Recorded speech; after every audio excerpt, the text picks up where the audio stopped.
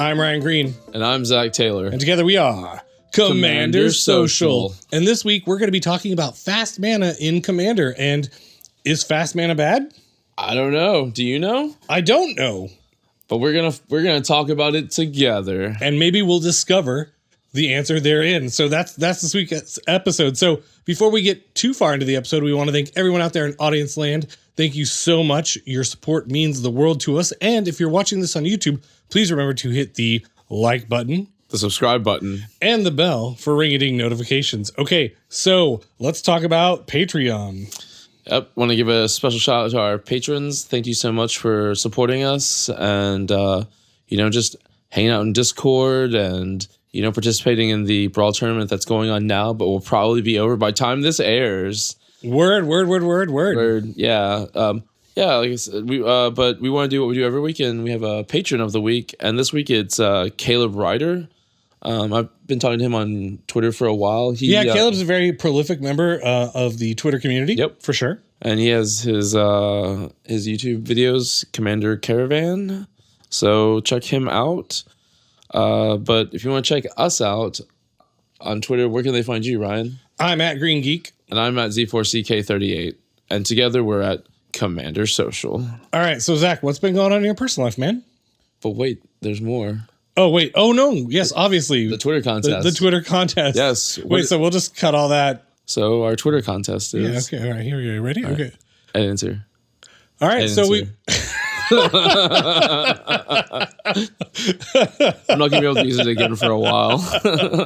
But that one sure worked. All right. Okay. Yeah. All right. So we've also got a contest for all of our Twitter followers out there. Yep.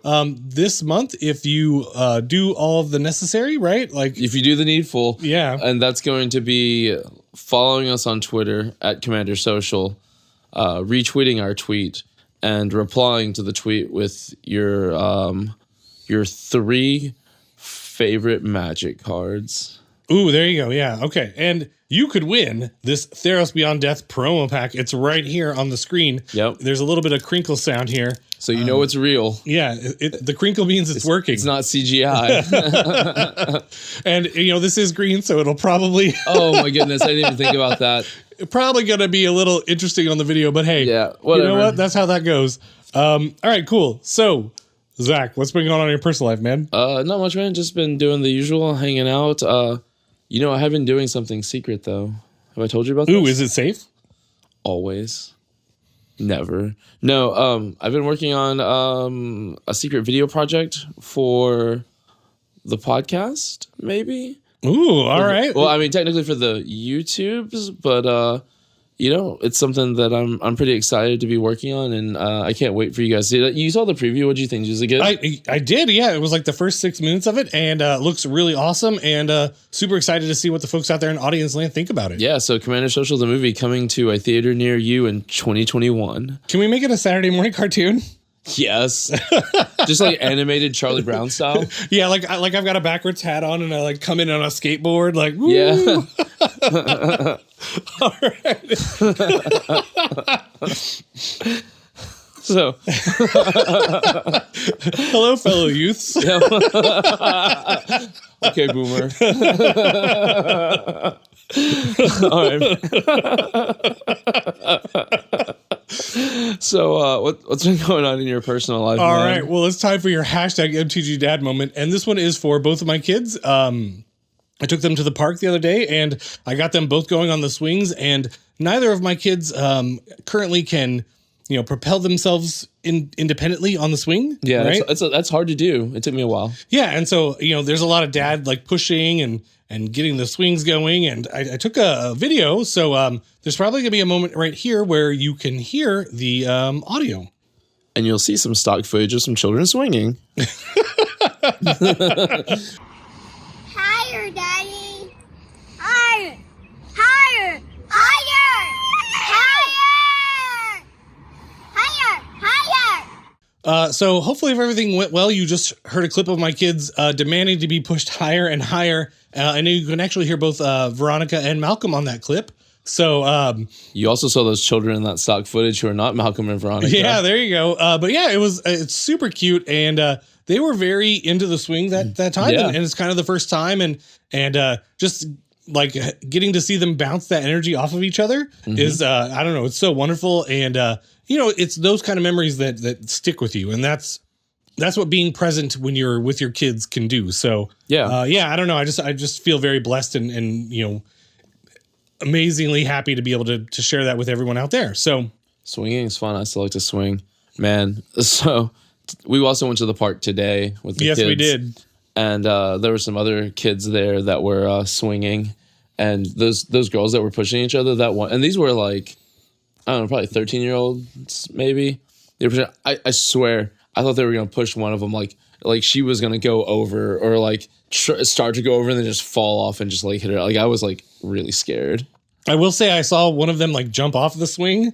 And I saw like my daughter see it, and I was like, "Oh no, oh no, no, not yet, no." Did you do that as a kid though? Oh yeah, yeah, me too. Like I broke my toe one time. I broke my arm doing it. Oh seriously? Yeah. Nice. So that is a lesson for the kiddos out there. Swing safely. All right. So it's time for us to do that thing we do every episode, which is thank one Mr. Mike Condon. Gentleman, a scholar and gentleman. Yes, you are our silent partner. You are our audio engineer. And we are just so thankful that you are helping us in this endeavor. Would you say that he was the wind beneath our wings? Definitely. Word. Yeah. And we want to especially thank you for the bocce ball set that you so graciously provided us. It's been hours of entertainment, tossing the Polino around the yard. It's a sight to behold. I mean, we did have to watch a 3-hour video to learn how to play bocce, but like now we know. And the more you know, the more you throw bocce balls. All right. Okay. So that is going to move us right on into a segment we like to call Commander Rules. All right. So on Commander Rules, we like to take a deep dive into the comprehensive rules of Magic the Gathering. And this week's rule is 106.6. No letter? Nope. Are there any letters under it that we're not going to read? Correct. Word. Okay. 106.6 states, some spells or abilities that produce mana restrict how that mana can be spent, have an additional effect that affects the spell or ability that mana is spent on, or create delayed trigger abilities, see Rule 603.7a, that trigger when the mana is spent. This doesn't affect the mana's type. How are you feeling? Mother of God. So, like, I get it. Like, it's like, there's some like things that's like, okay, if you're gonna tap this for like, you can tap it for one colorless mana, or 2 if you're gonna like put it towards an Eldrazi. Like I think that's what Eldrazi Temple actually does. But like some of the other stuff, like what other stuff? What are some other examples here, bro? Well, you know what? It's good you asked that because there is an example here. Good. I like that. I like when there are examples. I like that. So here's the example, and this actually was news to me, and that's why I thought it was interesting that we could share it with the folks out there at home. Yep. All right, so the example says, a player's mana pool contains red and green, which can only be spent to cast creature spells. Okay. That player activates Doubling Cube's ability, which reads 3 and tap, double the amount of each type of unspent mana you have. That player's mana pool now has red, green in it, and red, green of which can be spent on anything. Did you know that? Oh, really? Really? That's interesting. I did not know that. So when you copy the mana, it doesn't like copy the restrictions on it. Yeah. It just copies the type. Huh. I never would have thought that. I mean, that seems like a super, super corner case, but like, it's still pretty cool. Like, it's good to know. I feel like, that's going to happen one day. I'm like, hey, no. Rule 106.6. Yeah, get yourself straight. All right. Yeah, get rectified. So I don't know. I learned something from that rule, and hopefully the folks out there did too. Yeah, that was a good one. So there you have it. Okay, so it is time to move on into the main topic, which is fast mana. And how do we feel about fast mana? First, we have a disclaimer, as we always do have here on Commander Social. We're not saying that fast mana is good, bad, or otherwise. We just thought this is an interesting topic. We do. I do. And might be fun to talk about. It will be. Oh, for sure. So, what is fast mana? A definition. Cards that can give you more mana than they cost the turn you play them. All right, so your archetypical example of this is Soul Ring. Yes. Right? A single mana artifact that comes into play and you tap it, adds 2 colors mana to your mana pool. So you're ahead by 1 when you play it. Yep. Okay, what else we got on here? Mana Crypt. All right, Mana Crypt is a 0 mana cost artifact that does the same thing as Soul Ring, but during your upkeep, you have to flip a coin, and if you lose that flip, you take 3 damage. 3 damage. Huh? Is it unpreventable? I don't know. Cool story. Doesn't say. Mana Vault.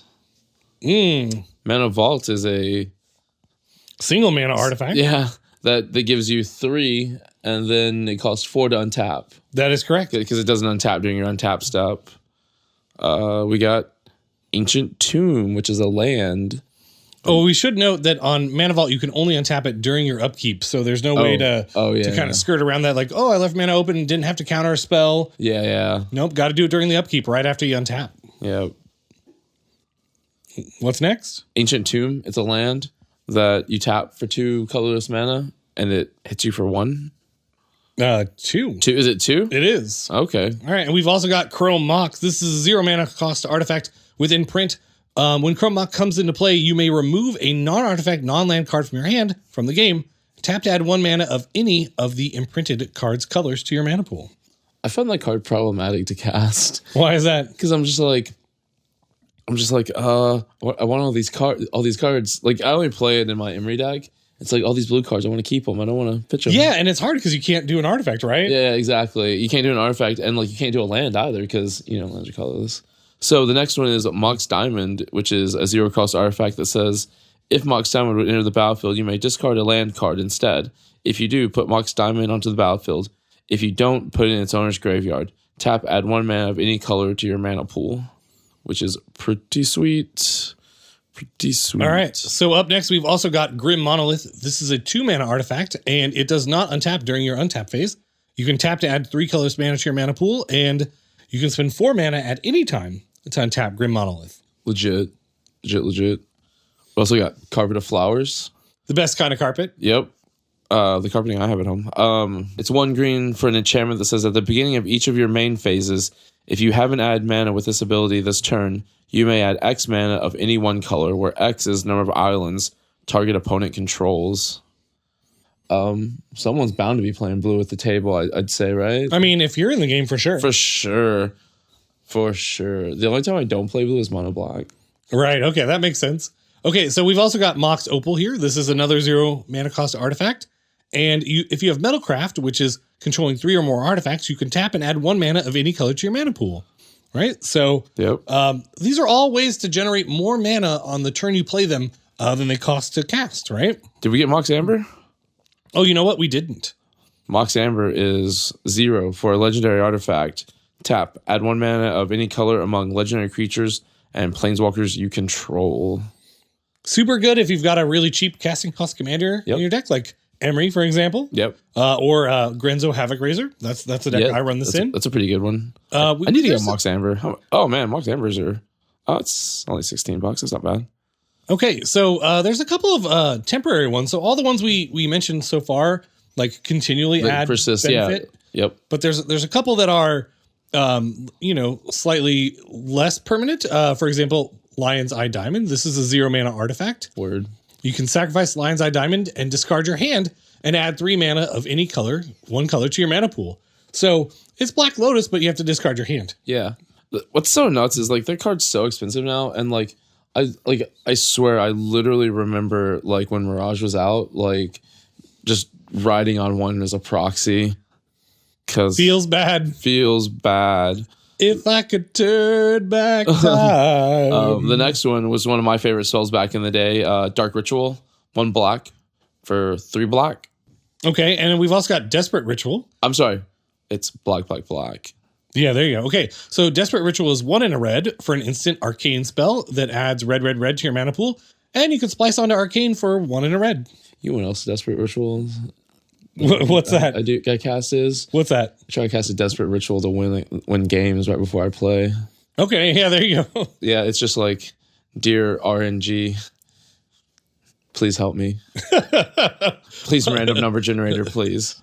All right, so that's kind of the list of all the cards we're going to be talking about this episode. Yep. We really wanted to upfront define what they all were. So hopefully you stayed with us through all of them, reading the cards there. Yep. But we're going to move right on into talking about them now. Yeah. And kind of their impact on Commander, right? So I I guess what's the first thing we want to talk about here? It's so, obviously fast mana can facilitate some pretty crazy starts, right? Like the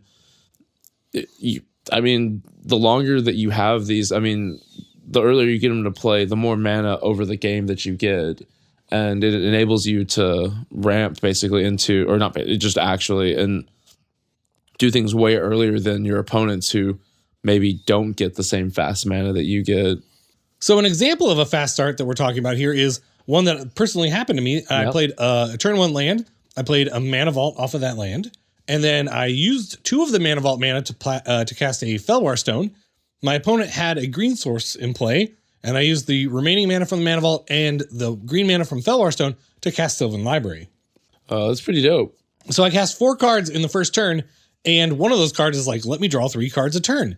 It was a pretty bonkers start, and it just kind of snowballed from there. Yeah. Right? And even Mana Vault didn't untap, right? Right. Like, nobody untaps Mana Vault. Like, I'll use it, and then, like, it just sits. I'm just like, eh. Yeah, and we're going to talk about that a little bit later. Yeah, but you've had some crazy starts too, right? I had one recently that was just like land, Soul Ring, Mana Vault, Sensei's Divining Top, and I want to say I got an Arcane Signet in play somehow too. I don't remember. I mean, you could tap the Mana Vault for that too. Yeah, exactly. I mean, these are bonkers starts, yeah. right? Like, because I used the remaining mana from the vault to use Sensei's Divining Top. Oh yeah, there you go. Yeah. I mean, that's a nutso start to a game. It is, yeah. So like, I don't know. Do we feel like starts like that are bad? Well, I mean, not when you have a start like that, but if I'm sitting by Ryan, if I'm to Ryan's left and he like has a start like that, it's like, what do I do? Is that bad? Like, I mean, is it a feel bad, right? Like, like everybody else is just like land go and you're like, like vomit your hand on the table. Is that bad? I mean, I don't feel bad when people do it, right? Like, I'm just like, good for them. Like, because you don't get those a lot, right? So it's just like, I'm just like, good for them. Like, they're probably going to win the game. That's fine. Like, I'll try. We'll see what happens. So, when starts like that happen, I think that the natural tendency of the table is to kind of like gang up on that person that got like off to that crazy start, right? Well, I mean, it's the same way I think that the table self-corrects when like, say like nobody, like everyone has the same amount of mana, right? But then someone like plays a big threat or something, right? Like it's the same kind of deal because you're a threat because you have so much stuff early. Like it's the same thing the way the table corrects. Like they'll all attack you then. It's the same as they will in the beginning. Yeah, I think oftentimes like maybe somebody gets off to like an early start with a creature and then like one of their opponents has a Soul Ring in play. I've heard people use that as justification. Like, oh, well, I'm going to attack the person with Soul Ring. Everybody's open, but I'm going to go after the person with the early start. Right? Yeah, exactly. I mean, I've done it. Big John's done it to me. Yeah, I mean, I've definitely been in a game also where like everyone else played a turn 1 Soul Ring and I didn't, and that felt pretty bad. Who do you attack then? How do you prioritize? Just not Ryan. That's the right answer, I think. So one question I have, and this is something we don't really know, but do starts like this happen all the time in competitive EDH and CEDH? I mean, I don't know. Like so like just my personal like thinking, hoping, wishing maybe. Like, I hope so. Like, I think so. Maybe it's possible. Like, I mean, I don't know, but like those decks are still 100 card singleton decks, right? So you're not guaranteed. Yeah, you're not any more likely to get those cards than you are in, non-CEDH, non-competitive EDH, right? And if you have to like end up like another difference, I feel like between CEDH decks and regular EDH decks are tutors, right? If you end up having to like tutor all your like fast mana, like that, it doesn't end up being as fast. So I don't know, honestly. Like, I mean, have you heard anything about this? What does Reddit have to say? You know what? That is an interesting point. But I guess what I want to say is that we don't know. So actually, if you're a CEDH person and you've listened to this cast or you know somebody that did, let us know. We really want to know like if these fast starts are kind of part of CEDH, right? Because I know that most of the CEDH decks I've looked at, and I have looked, they run a lot of these cards. Yeah, right? a lot of them. And I don't know. I think that would be an interesting thing. So actually, I have a question out there for audience land, which is, what is the craziest start you've ever had to a game? Right. I know that like Tim Rayburn has like told us a story on a previous episode where he had like a ley line and a mana crypt and some other stuff, and some crazy stuff happened there. So we would like to know like what the craziest start you've ever had is, just for pure curiosity. I just think it'd be fun to hear. Yeah, just like tweet at us or like put in the YouTube comments. Like we definitely want to hear crazy stories. Yeah. So question here is fast mana one of the things that separates EDH from CEDH? And I actually don't know, right? Because you know, we're going to talk about this a little bit later, but like I run some fast mana in a lot of my decks, right? Same, yeah. So is it just that like you're required to run it in CDH, or you get these blazing starts like a lot more often, or you know, you're running a lot of tutors, so you tutor up the pieces? I know personally I love running Trinket Mage and finding Soul Ring with that card. I love doing that, right? So I don't know. And actually there's a list here in the show notes that has a link to the tier list of all the CEDH decks. So if you're interested to see like what fast mana those decks run, you can check it out. And for sure. I've like extensively looked at it. I think it's really interesting. And I don't know. I think it's just something that you know can inform this discussion, right? Yeah, absolutely. So one of the things I've seen on Twitter and Reddit, which you were kind of alluding to earlier, is that people kind of get a little bit salty when their opponents get off to these fast starts sometimes. Yeah, it seems like it. And one of the ones that I typically see blamed, or oftentimes see blamed, is Mana Crypt, right? And we read that earlier, but that is kind of like the boogeyman. Yeah, right? Exactly. So, you know, one of the things I wanted to talk about, like, you know, is that a fair thing to be upset about? Obviously, any feelings that you have are totally genuine and valid. Yeah. Right. But like, how much better is Mana Crypt than Soul Ring? Right. Right. Is it even better than Soul Ring? I mean, we were talking about earlier, and the way you made the comparison, it's like, no, I think I would just take Soul Ring. Like, for example, if you could only run one, right? If you could only run Soul Ring or Mana Crypt, not both, which one would you take? I would take Soul Ring because I'm not gonna have to worry about like taking coin flip damage, right? I think I would take Soul Ring too. Yeah, and because they are exactly the same every turn after the first turn you play it. Yeah, right. And I've definitely like taken 9-12 damage a game from a Mana Crypt. And like, in CEDH, I think that like life is more of a resource, but you know, in most of the games that we play at a more casual level, that damage can add up over time, and it can be, you know, like if the game's only going to go 6 turns, maybe Mana Crypt is better. But if it's going to go 12 turns, 15 turns, maybe Mana Crypt starts to kind of like lower in value. Yeah, I mean, I would think so because I don't know what the statistics are on the is it literally 50-50? I don't know. What, on Mana Crypt? On the coin flip. Yeah. I mean, it's a 50% chance of taking 3 damage. Okay. That's how coin flips work. I was just making sure. I'm not a math whiz. I mean, I'm gonna flex that Bernoulli trials, you know, wisdom on you, right? Like they're all independent, right? Like every coin flip is independent of the previous ones. Oh yeah, that's true. So it's every time it's like, I have a 50% chance to take damage, right?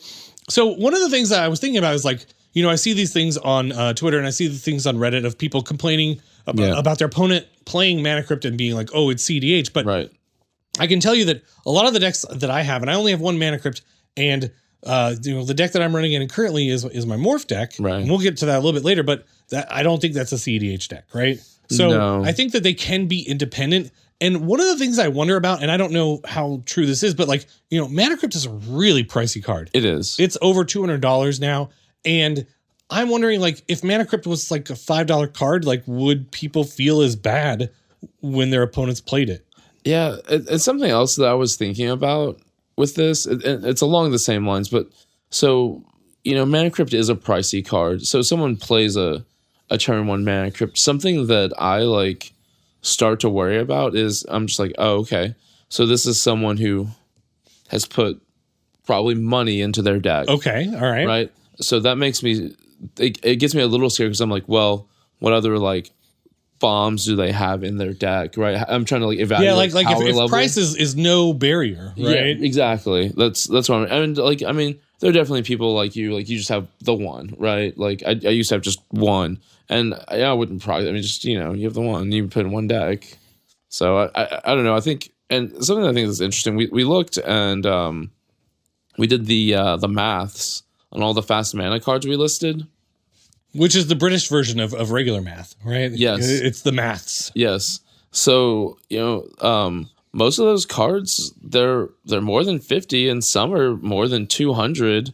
Let's see, what is this one that's over 200? Yeah, Mana Crypt is 239. Yep, and Mox Diamond is 270. What? That has gone way up. And I mean, even Grid Monolith is over $100 yeah, now. that's nuts. That's just nuts to me. And honestly, like, Soul Ring's like 414, right? Like, that's crazy to me. That's a little crazy to me too. Like, we were talking about it earlier. Like, so many Soul Ring is not like a card that like needs a reprint, right? Because it gets printed just constantly every year.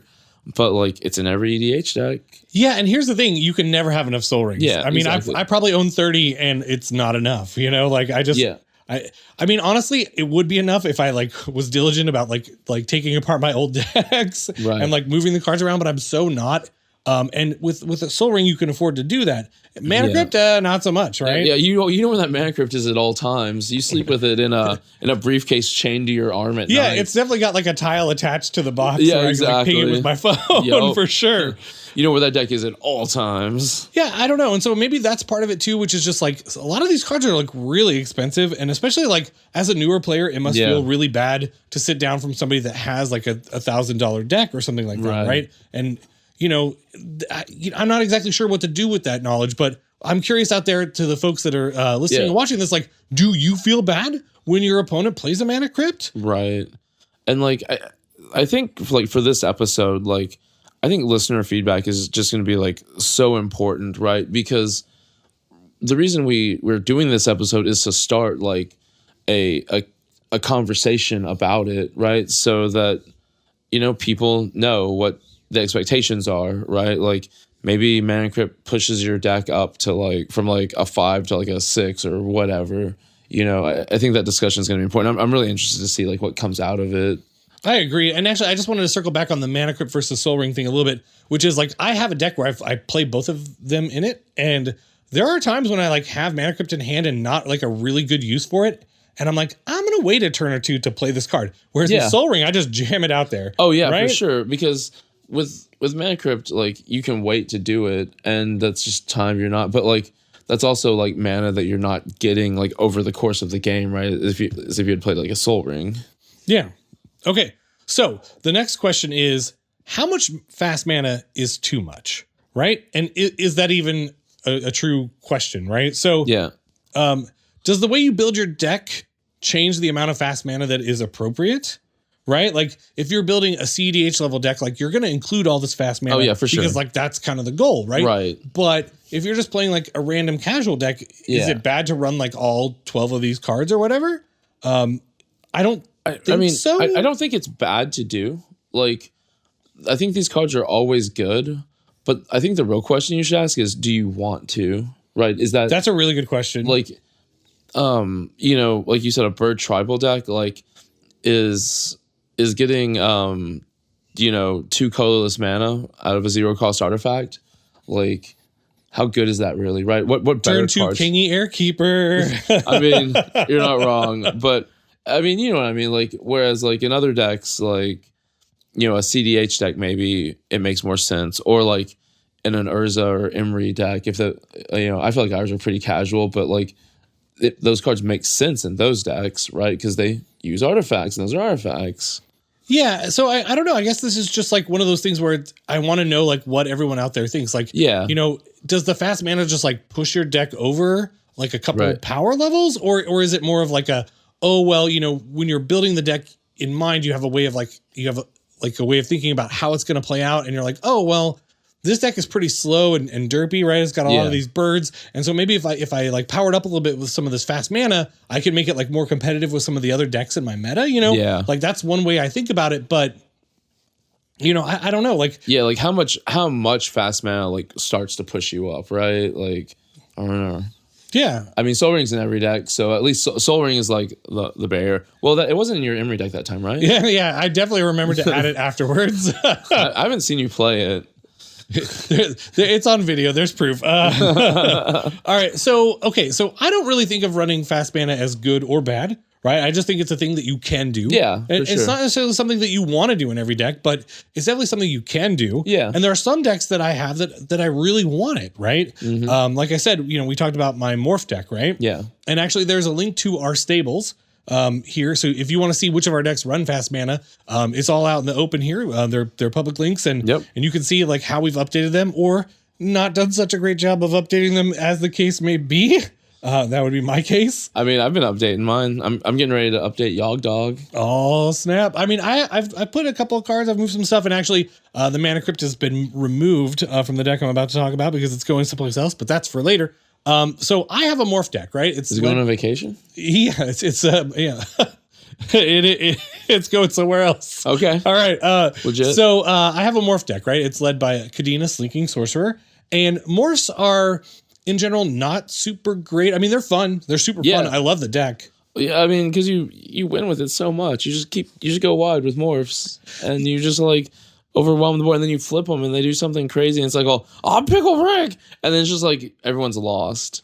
Yeah, no, but the thing is, like, the deck feels like it's like already like kind of like one step behind other decks because it's like, okay, it's Soul Tie, so that's great, right? Yeah. Best colors. Yeah, right. But it does feel like, okay, I'm having to like pay all this like tempo to just get my creatures out. And so like the way I built the deck, it's like, okay, I'm going to try to like, give it a little bit of extra juice to make it competitive. And, but it does sometimes get like those crazy fast starts, right? Like that Sylvan Library start I talked about earlier was from the Morph deck. Oh, was it? Yeah. Okay. And I used it to great advantage, and I actually did end up winning that game, right? Yeah. So I don't know. It feels like the deck needs like a little bit extra help. Like if I was just only playing lands and like not kind of accelerating my mana that much, I think it would suffer greatly. Right.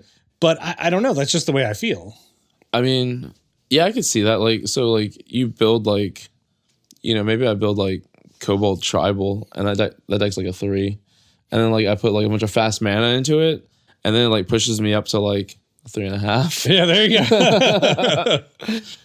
All right, so you have a deck that runs a lot of fast mana, right? Yeah, I mean, my Emery deck has a bunch of fast mana in it, like including a Mox Diamond. Yeah, I've got a Mox Diamond, a Chrome Mox, a Lotus Petal.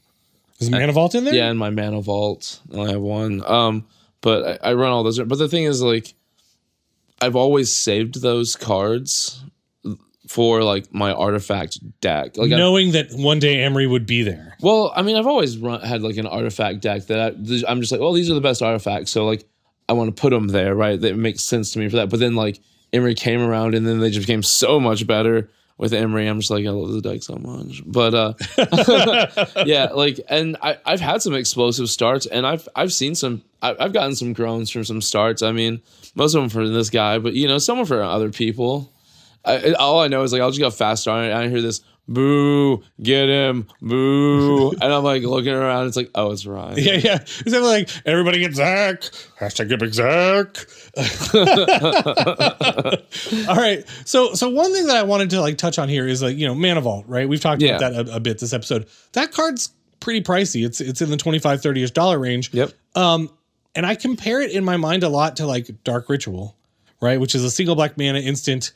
Add black to your mana pool, right? Yep. The turn you play Mana Vault, it's going to function the same. You're going to spend 1 mana, you're going to get 3. Now, with Mana Vault, you can spend 1, leave it, and the next turn get 3 out of it instead of, you kind of like set it up. Yeah.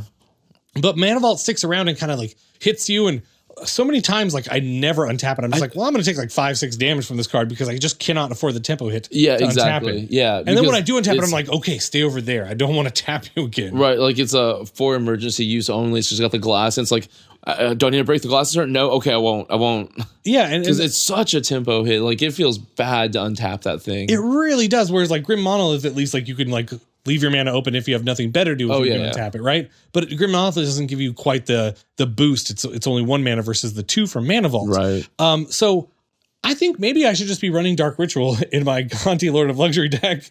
But I'm not. I have Mana Vault in there, and I'm like, oh, you know update what? the stable. I should, right? I really should. Like, I mean, I think it would be cool, at least as an experiment, to put a Dark Ritual in there, and then see, like, when you pull the Dark Rit, like, do you wish it had been Mana Vault? And then there's always option C, which is Por qué no los dos, right? I probably should be running both.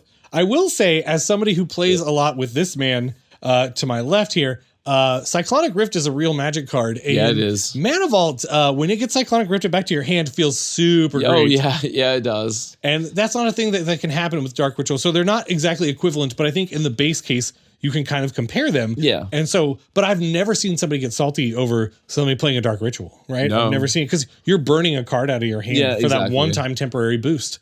And mana or Lotus Petal is pretty close, right? You're getting a 1 boost because it costs 0 and you get 1, and Dark Ritual is a 2 mana boost. So I don't know. It's just these are the things I think about when I think about fast mana. I mean, I remember I tried to play Dark Ritual in EDH for a while, and you're like, that's bad in EDH, Zack. And I was like, really? And I was like, okay. I think if your deck is built to draw a lot of cards, it's probably much better. Oh yeah, for sure. And you could do crazy things like turn 1 Necropotence, which is always really fun. Yeah, maybe I should put one in Yogg Dog since I'm revamping, just for the lulz. And just see. Is it good? I don't know. I don't know. So okay, so one of the things that you brought up, which I think was really, really interesting, is how does fast mana compare to land ramp? Right? So, you're talking about Rampant Growth, Kodama's Reach, Cultivate. These kind of cards give you a permanent advantage. Yeah. Now, the turn you play them, you're behind, right? You're taking a turn off to kind of boost your later resources. But I don't know, people don't necessarily seem to get as upset about a bunch of ramp, although I have seen it. I've seen it too. I mean, for some reason, because the thing is just in games of EDH, someone who ramps more than someone else is at a much greater advantage, and it's a hard advantage to deal with, right? But yeah, I've never seen anybody really get salty about a bunch of lands, but it feels more tangible. So for me, that feels a little worse. I guess I don't know. The land ramp feels more worse. A little worse. Yeah, okay. Yeah. For some reason, I feel like that's gonna yield something crazier in the long run. And more worse is totally grammatically correct, right? Yeah, for sure. All right, so ramp it's different from fast mana because it's not off to the explosive starts, right? Right. So everybody kind of gets a chance to play catch up a little bit, but I mean, at the end they kind of are very similar in the fact that the person that gets all the ramp going does have a much better shot of winning the game and a better chance. But maybe it's less feel bad because everybody gets kind of a chance to react to it. Yeah, maybe. I don't know. And I will say that fast ramp, it's kind of against the social contract to do mass land destruction, right? Right. But it's not against the social contract to Vandal Blast with Overload. Right. Especially the Emery player, right? And yeah, exactly. I can tell you as the Emery player when it happens, you're oh no, it feels so bad and it's going to take so long to rebuild. And I'm just I guess that's cool. And the other thing is I wanted to kind of correct something. I said I don't feel bad about if someone land ramps real hard or it doesn't upset me. It's more that it's okay, I feel I need to get that player more right than someone who it should raise their threat level a bunch, right? Yeah, it and does. The rest of the table should be hey, that guy's got 8 lands in play, we've only got 4, let's do the thing here, right? Well, and the thing is what's more scary, a dude with 8 lands and a girl with 4 talismans, 4 lands and 2 mana rocks, right? The same amount of ramped up, which is more scary? Well, the land player is scarier because there's not a release valve, whereas exactly. you're somebody could land Aura Shards and just take out all of her mana rocks, right? That's the thing that could happen. Yeah, exactly. And that's why I don't know, I think that the two that's why I wanted to make this comparison. So yeah. I don't know. Okay, so one of the other things is that fast mana is fast mana, but there's also slow mana. And, by slow mana, I mean, it costs a little more to play than you get out of it. Barry White likes to play it. Yeah. Barry White's going to play you some slow mana on the piano. Yeah, these are the kind of mana rocks that, hang out at, 8th grade dances, just in the corner. Just the slow dance, it's towards the end of the dance, and everybody's getting their courage to go ask that girl to dance. I've been guilty of that, but I just didn't go. I couldn't deal with it. I couldn't even. But we're talking about your Felwar Stones, your Arcane Signets, any of your normal Signets, your Commander Spheres, stuff like that, right? like they cost mana and it's an investment, right? You are investing in future turns by playing these mana rocks, right? And I think that's kind of the big difference, right? Yeah. Like nobody really gets upset about like mana ramping with rocks, right? Like everybody's like, oh, there's sure. It's like, oh, you have a signet.